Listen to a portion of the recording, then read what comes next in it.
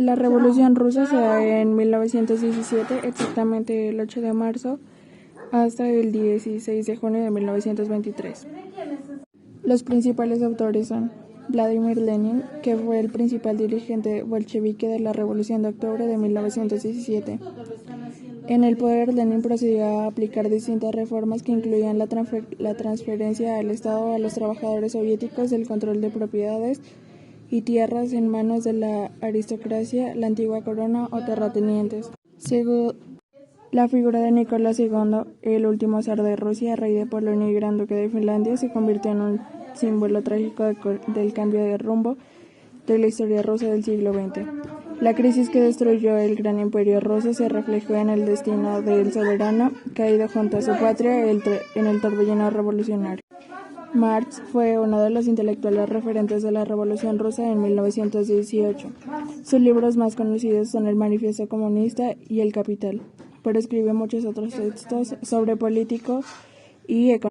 Stalin fue uno de los principales comandantes del Ejército Rojo de los bolcheviques que luchaban contra los contrarios a la revolución. Alexander Kerensky fue el segundo y último primer ministro del gobierno provisional instaurado tras la Revolución de Febrero y su figura principal.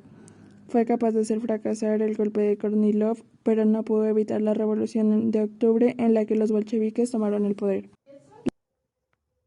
Las causas de la Revolución Rusa fueron 4. La primera es que en la Primera Guerra Mundial, tanto Rusia estaba perdiendo no solo su nombre, sino también su economía. La segunda fue que la población rusa con escasez de alimentos. Aparte de esto, estaba atrasada y siendo un país rural. La tercera fue que se dividió en la nobleza y el pueblo llano, donde la mayoría son campesinos. Y la cuarta es que en el invierno, que mató a bastante personas de frío, esas causas dieron impulso a la revolución. Después de esto se va a dar la Revolución de Febrero. La Revolución de Febrero inicia con la huelga de los trabajadores y los manifestantes, que eran bastantes, ya que la mayoría del estado eran campesinos.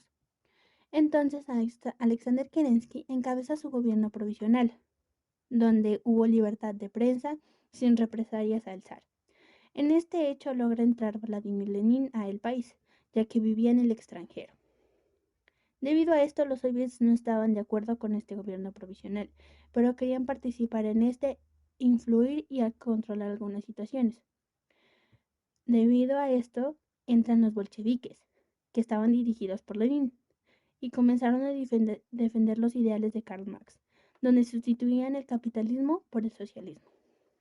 Debido a esto, el gobierno provisional empieza a perseguir a los opositores, pero Lenin y Trotsky planean derrocar este gobierno para instalar el comunismo. Después de esta Revolución de Febrero, damos lugar a la Revolución de Octubre.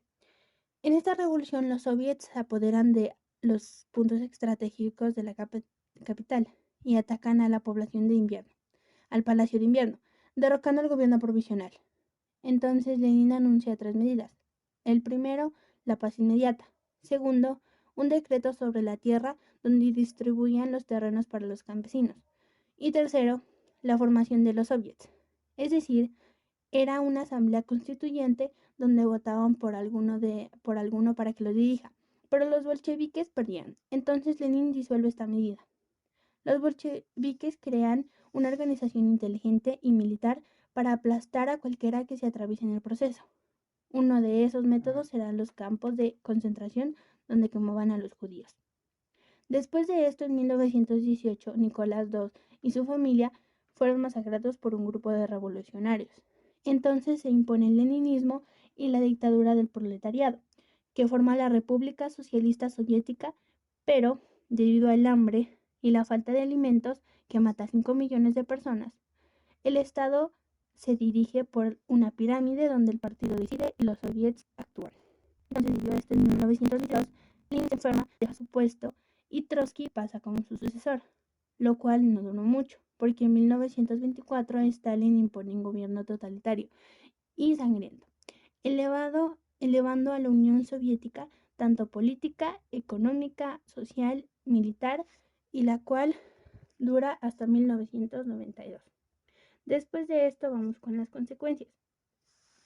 La primera consecuencia que se da por la Revolución Rusa es la caída de los zares, que fue asesinada en 1918.